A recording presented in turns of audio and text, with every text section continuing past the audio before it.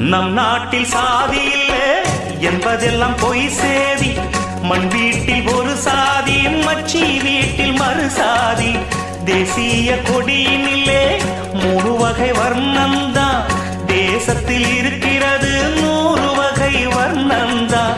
ஏழைங்க சிரிப்பினிலே இறைவனைத்தான் காணலாம்.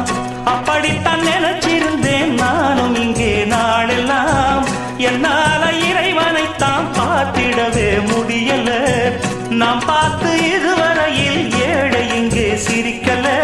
எல்லாரும் தான் சேர்ந்து இங்கு ஏழைகளை அமுக்க அவன் எப்படி சிரிக்க முடியும்? அது செப்படி வித்தையா போகும். நெஞ்சம் உண்டு, நேர்மை உண்டு, நம்மோடதான் ராஜா.